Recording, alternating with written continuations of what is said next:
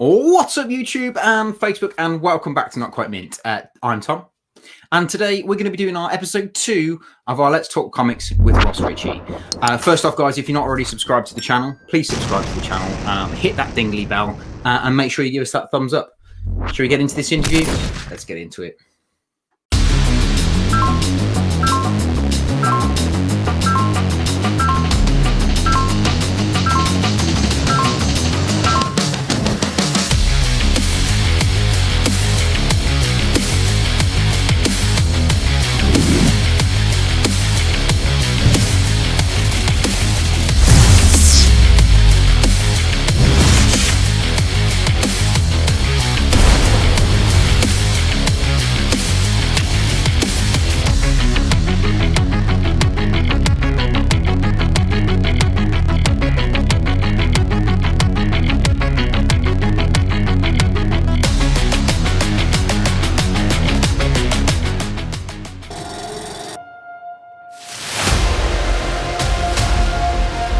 So what happens like in a standard kind of like creative process? Like where do you at what point do you get involved? Is it quite early on, or is it quite, do you know what I mean? Like, or do you have people who assess stuff and then sort of say, have a look at this?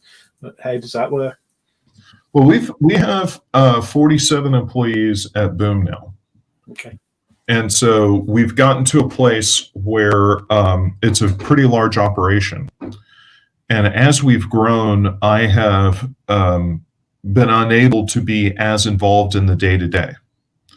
It just requires, on a scale of operation, you know, I'm having to approve healthcare plans, and I have to worry about corporate holidays, and I've got to, you know, do a lot of high-end, high-level stuff.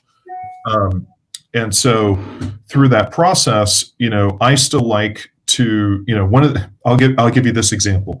So a lot of times when I dip my toe into the creative, I am either working in parallel with what the editors are already doing, or I can maybe highlight something for them to get excited about. So being on Instagram, I saw Justine Franny, who has become a bit of a sensation when it comes to variant covers.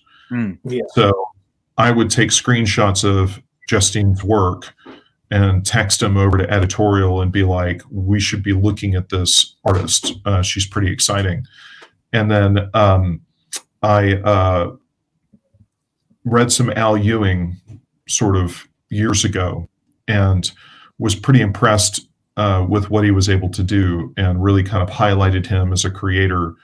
You know, editorial had been interested in Tom Taylor, but in particular, I started to really kind of hit him with a stick about we need to get Tom going with something. Let's really see where he's at, and we've been sort of circling each other for a while. Let's figure it out and get going with Tom. So it's usually a directional, you know, how many series we're able to publish based upon the finances. And different series cost different expense rates, and that's due to different sales levels. And I could bore you to tears with financial models, but you know, you've got to be able to, you know, one of the grand ironies in publishing is if you publish a hit and you want to expand the company, that you usually have to have 3 comics in process to be able to solicit the next series. And so if you expand by 1 or 2, well, if you expanded by 3, that's 9 issues worth of cost you have to incur. And so costs can spiral out of control very quickly, and then you're hiring new designers and you need more marketing people. And, you know, you got to be really careful about how many series you do.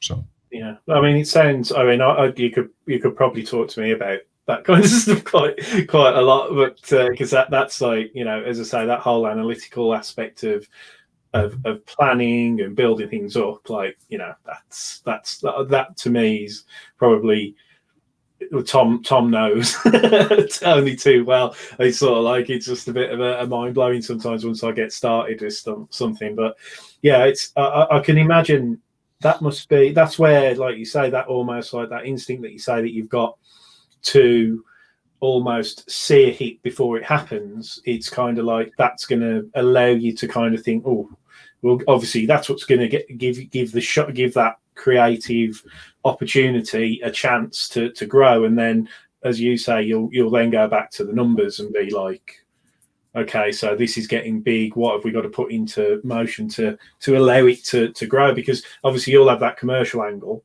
where you want it to do well as well. So you want to give it as much upside. Is that where the whole concept of, because something like there's something's killing the children, there's were there 6 prints on the first edition of that, something like that? So I think it was more like 8. Is it? Oh, right. Oh, wow. Okay. Yeah. I need to do some more Googling and find the rest of them. Yeah. Well, and then the local comic shop edition is kind of a reprint as well. So it depends on how you count. So 8 or maybe get that one. I've got the foil, that foil cover. I got that last week, the other week. Yeah. Stunning. Yeah. Thank you.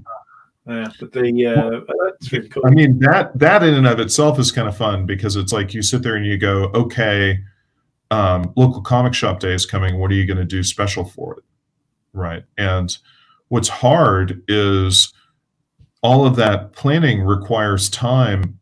You have to be so far out on your schedule. And most of the publishers, because of the pandemic, in March and April, everything went out the window. And the retailer chatter, by the way, the retailers were worried that publishers were going to ship product to stores and the stores would have to buy it and that there would be no customers. And so there was a lot of retailer feedback of scale back, scale back, scale back. And so that's why you saw Marvel didn't ship things and DC spread theirs out in the schedule. And so being able to be on top of local comic shop day, we had the fortune of launching Mighty Morphin #1 and Power Rangers #1. And so we could do the foil variants on that. And then something is just such a sensation. But we were rolling the dice. We had no idea if anybody would buy that Something is Killing the Children #1 foil variant. There have been 8 printings. So, conventional wisdom would say no. But it really worked. Yeah. Anyway, Rich, I kind of lost the thread, so bring me back.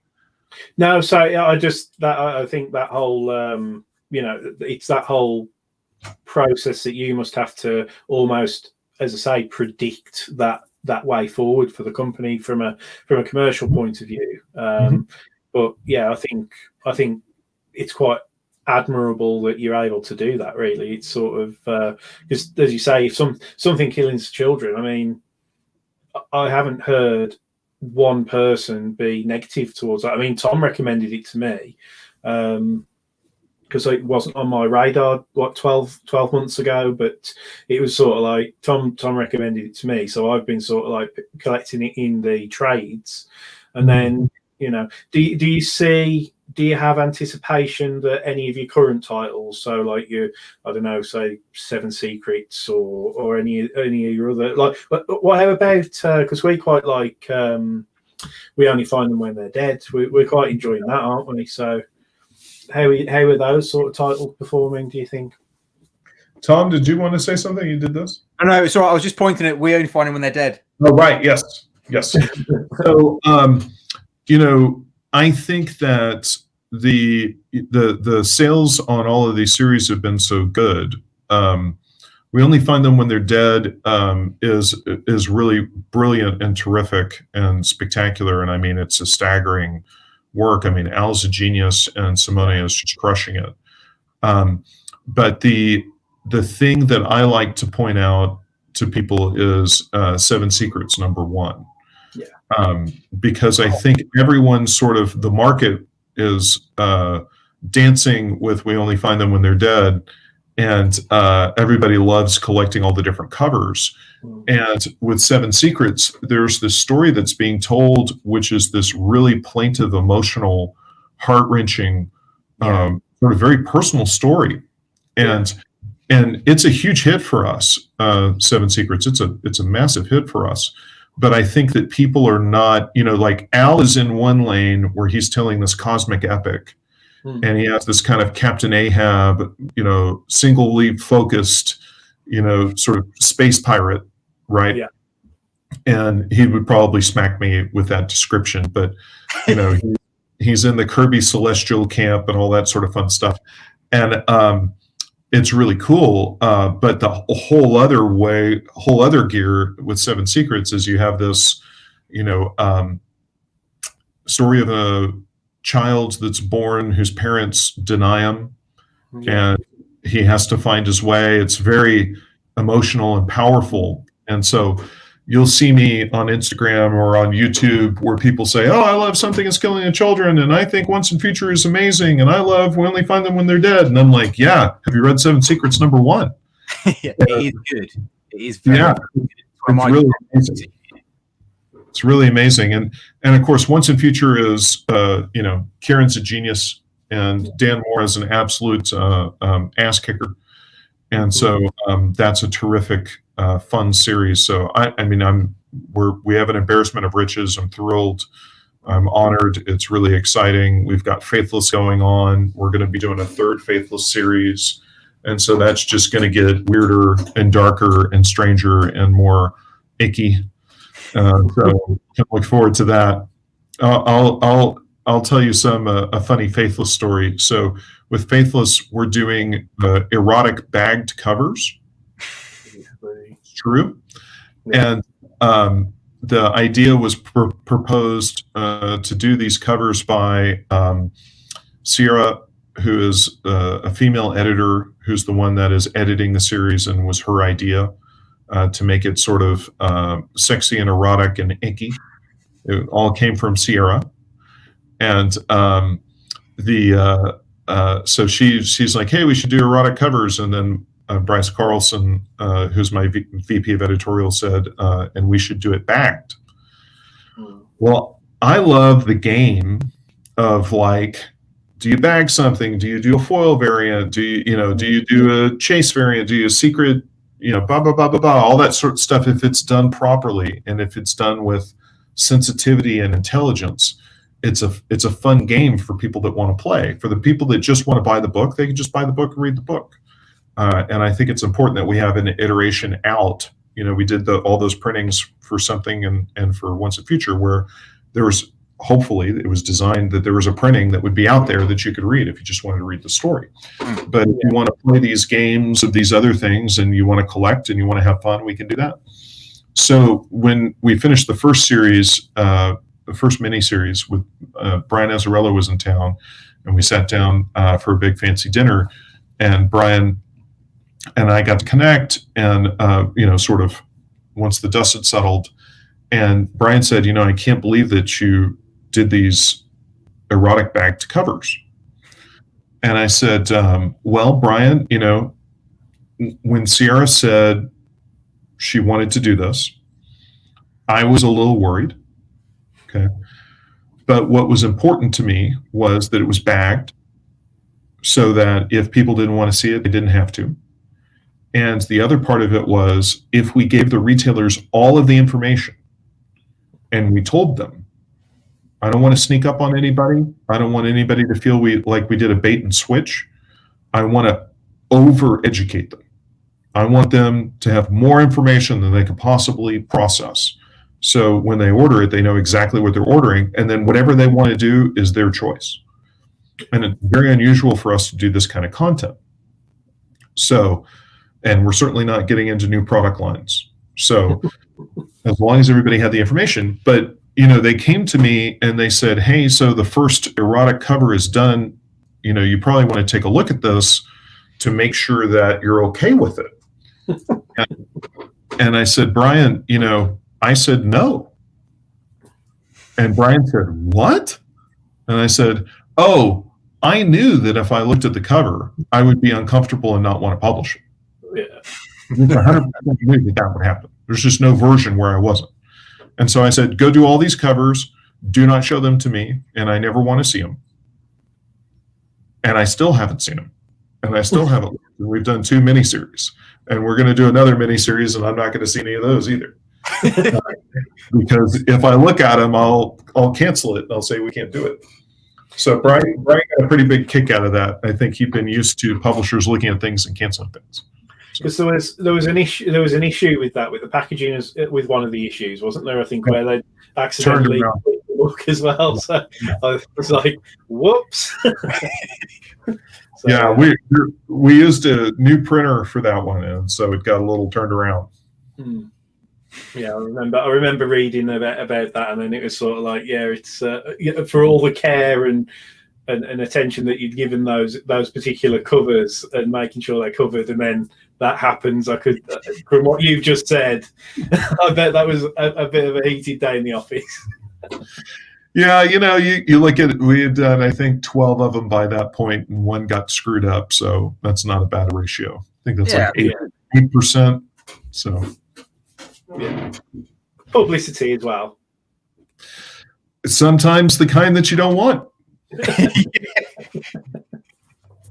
That's it. But yeah, it turns into interesting interview questions on YouTube later. Yeah. So what when you if you rewrite to when you were a bit of a just getting into comics, did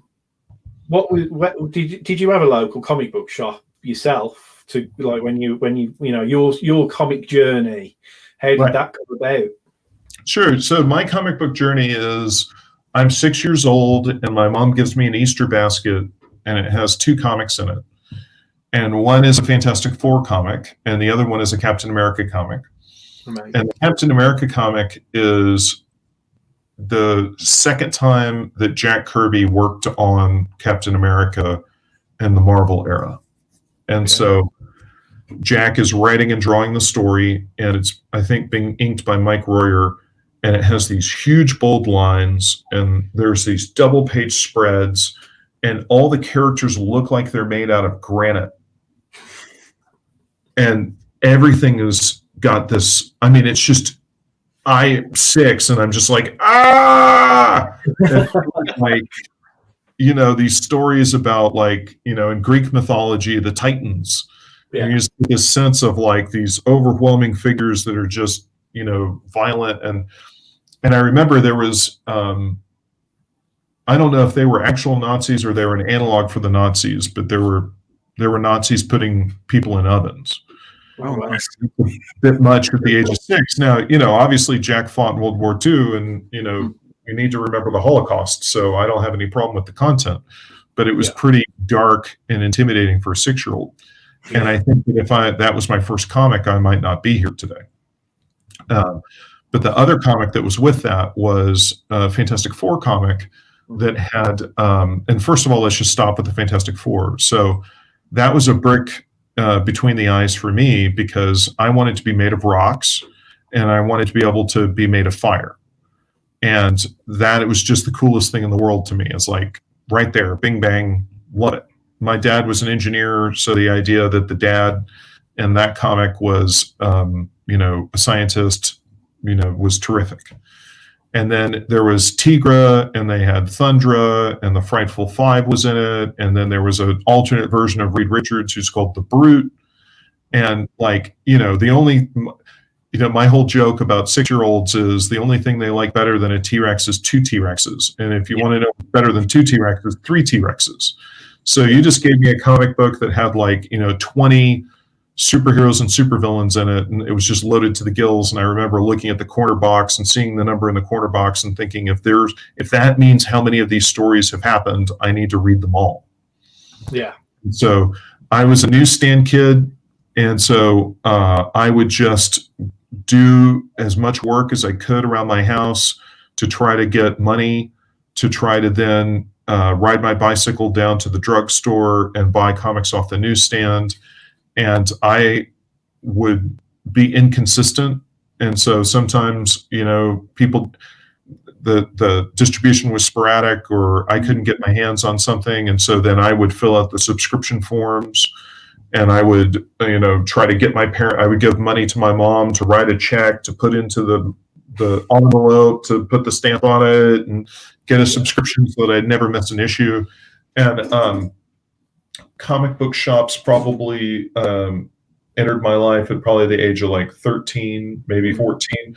But I didn't have a car, and in the States, there's not, especially in San Antonio where I grew up, there wasn't a consistent public transportation that I understood or felt comfortable using.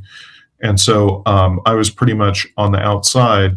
And then they had a convention once a year so I probably went to 2 or 3 of those. And then here comes driving.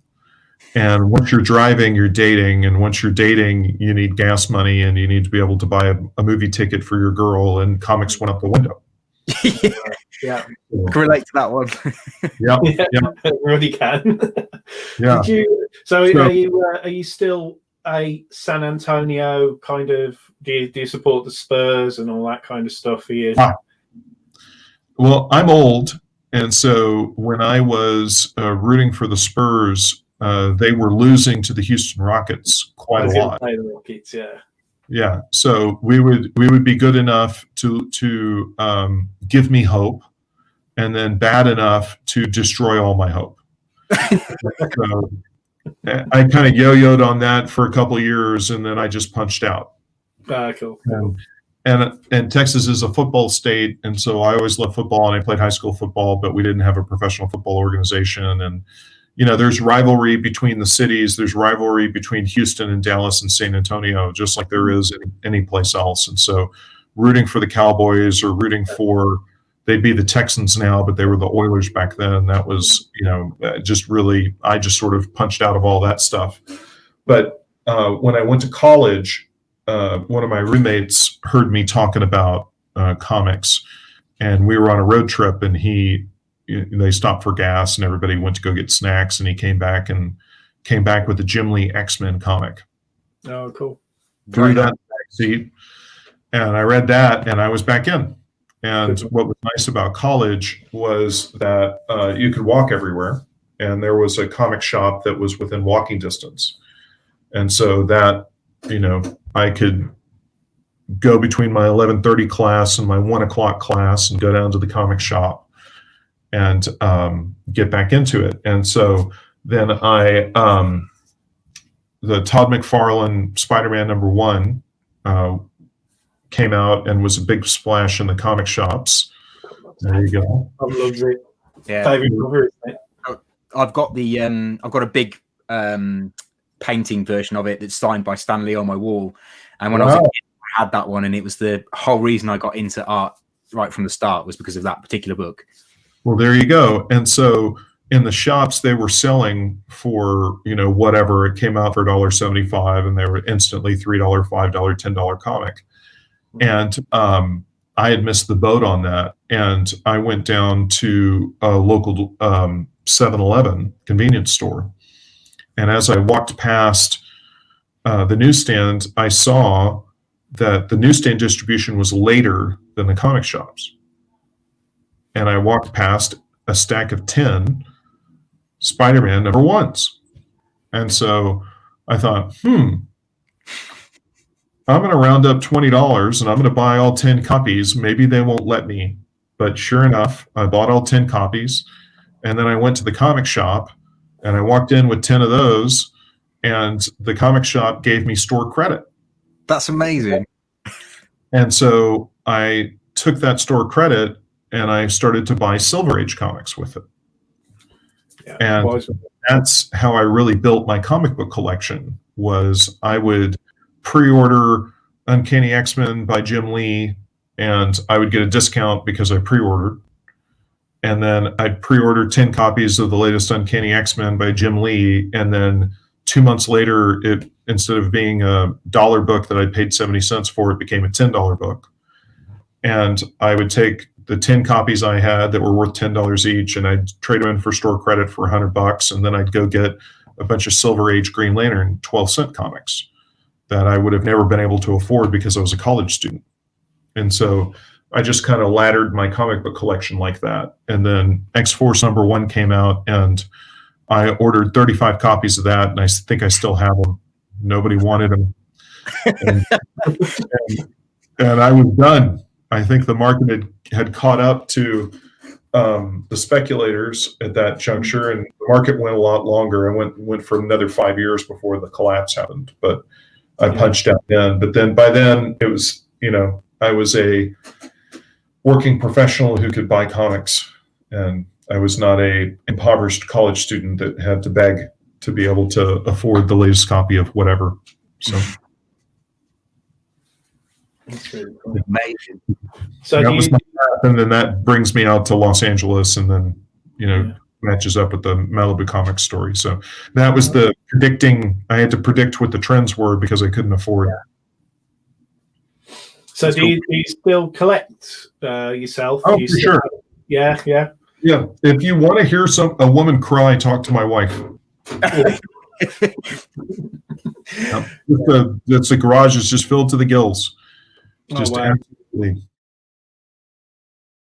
Then, guys, that's the end of episode 2. Thank you ever so much for joining us. It was an absolute pleasure to have Ross Richie on the show. There are a couple of other extra episodes coming up, so make sure that you subscribe to the channel, hit that dingly bell, hit that like button. Make sure that you are following all of our content. Make sure you're following us on all over the social medias. Make sure you're following Ross Richie on his YouTube and his Instagram. He is very active and he's very, very sociable. So get yourselves out there and get chatting to him. So thanks again to Ross for being part of it, and thanks to you guys for watching. Look out for episode 3. Stay safe, stay sexy. See ya.